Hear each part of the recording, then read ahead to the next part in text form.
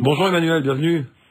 Ouais, salut Eric, merci, salut la planète. Bonjour. Eh ben écoute, moi je pars d'ici 2 jours avec l'ONG Planète Urgence dans le cadre d'une mission qui est liée à mes compétences puisque je vais former des Dalits, les intouchables en Inde, à la bureautique. Je vais les former à Word, Excel, PowerPoint. Parce que justement ils n'ont pas accès à ce genre de compétences-là. Alors là on est dans un autre problème, là c'est autre chose. Alors les intouchables officiellement ça n'existe pas évidemment puisque l'Inde officiellement ne reconnaît pas officiellement ce système de caste, mais sur le terrain évidemment il existe encore. Et alors les intouchables, c'est quand tout en bas de l'échelle sociale indienne, tu vois, il y a la merde et en dessous il y a les intouchables. Voilà, c'est vraiment c'est au fond du trou. Le système c'est quatre castes avec à la tête les brahmanes. La caste la plus basse, je me souviens plus du nom, mais eux sont sortis des pieds et les intouchables sont encore en dessous. Ouais, c'est rien du tout. Et donc, tu veux dire qu'ils n'ont pas accès à l'éducation, à l'instruction, à la formation, tout ça. Ils ont accès à l'éducation basique, puisque moi ce que je vais faire, c'est que je vais former de jeunes adultes qui sortent quand même de l'équivalent du lycée, seulement pour continuer plus loin, pour rentrer à la fac ou pour trouver un travail. Ils n'ont pas accès à ce plus qui est connaître de manière un peu plus pointue l'outil informatique, je parle pour ma mission. Et c'est dans ce cadre-là que je pars. Et c'est à Pondichéry. Alors juste à côté, mais là, un village à une vingtaine de kilomètres de Pondichéry. Ouais. Mais là je réalise tout à coup, on rentre dans un autre débat qui est un vrai. Alors là celui-là il est profond parce que pourquoi toi occidental, tu vas essayer d'améliorer finalement la structure sociale indienne. Tu vas interférer dans leur équilibre en allant aider les intouchables. Alors, j'interfère pas dans l'équilibre puisque je pallie à un manque. Je vais pas faire de la compétition avec des organismes de formation indiens.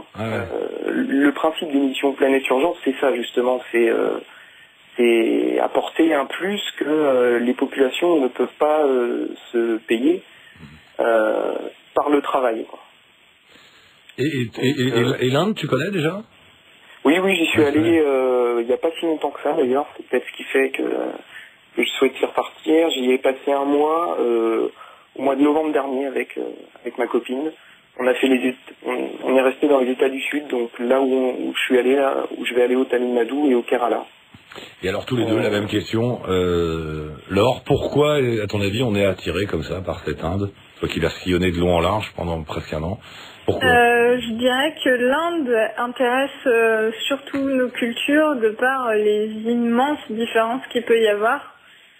Ouais. C'est fascinant le fait que tout ce que nous on avait il y a encore 100 ans, ça existe encore.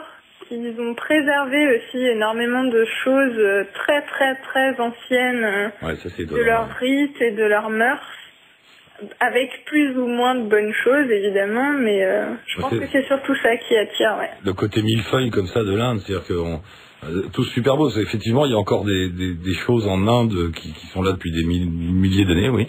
Et puis en même temps, ça n'empêche pas d'avoir des iPhones et des satellites et Internet et tout le machin, mais rien. La modernité n'efface pas le reste. C'est ça qui est assez étonnant, quoi. Tout reste ensemble. Ça dépend des endroits. Je pense que dans les très grosses villes, il y a une tendance très très nette à l'occidentalisation et du coup, ils perdent quand même énormément de leurs us et coutumes. Ouais. Et toi, Emmanuel, même réponse. Pourquoi cette attirance comme ça pour l'Inde ? Je crois que c'est un peu ce que l'auditrice vient de dire. Je crois que c'est tellement différent que j'ai encore envie de encore plus. Alors pour parler du pays d'Inde, encore plus envie de m'y attacher, ou de comprendre en tout cas. Comprendre, je ne sais pas si on peut d'ailleurs. C'est pas ça le souci. Je sais pas. Je suis pas vraiment capable d'exprimer pourquoi. Je sais que c'est profond, mais je sais pas pourquoi. Il y a un truc, une espèce d'aimant. Ouais. Et en même temps, c'est vrai que c'est tellement différent, quoi. C'est extraordinaire. Tout.